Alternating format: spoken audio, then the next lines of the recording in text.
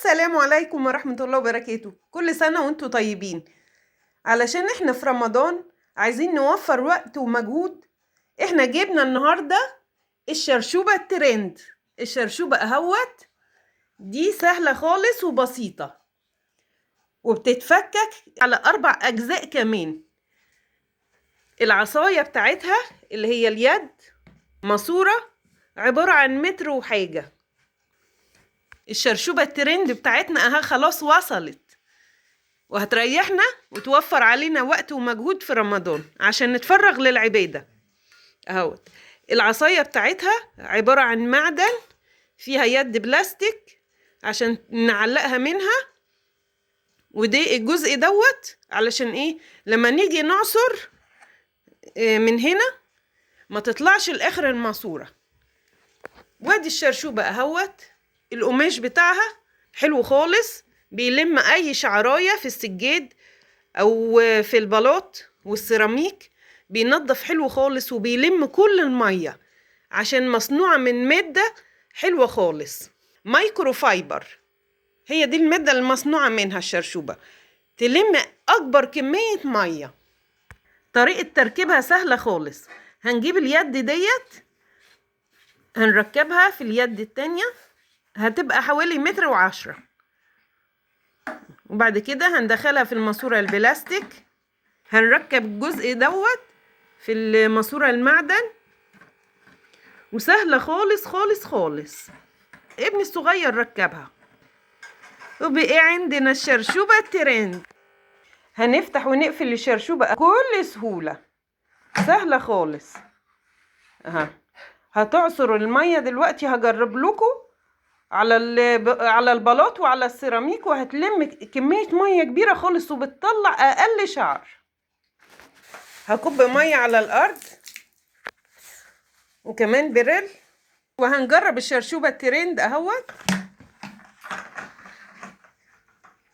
بتلم كمية مية وتنضف البلاط، بتخليه زي الفل، تخليه بيبرق. جميلة جميلة جميلة، بلاط بيبرق اهوت. ايه رأيكم؟ ولو عايزة اسحب المية وبعد كده انزلهم في حتة تاني اهوت علشان امسح مكان تاني. يلا امسح المية يلا. شايفين؟ والله البلاطة بتبرق، حلوة خالص المادة اللي مصنوعة منها الشرشوبة دي.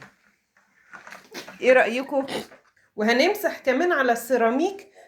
حطيت بريل على السيراميك وهحط مية كمان، وهنشوف الشرشوبة هتمسح ولا لا. يلا هتلم كل كمية المية. يلا امسحي يلا يا توت.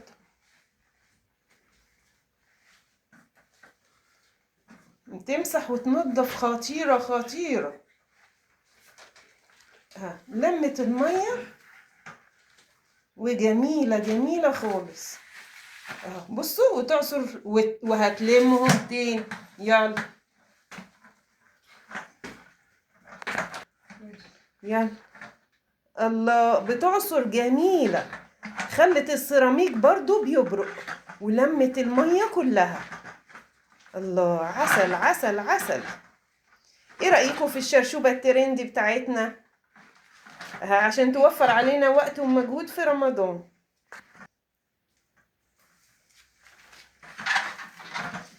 الله جميلة جميلة، صلاة النبي عليها أحسن. دوسوا لايك واشتركوا في القناة عشان يوصلكوا كل جديد.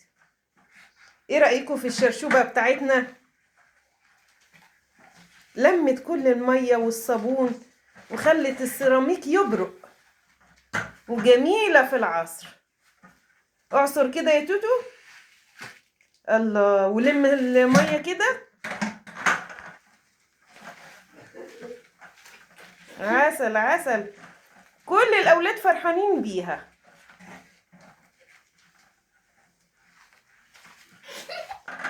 ايه رأيكم؟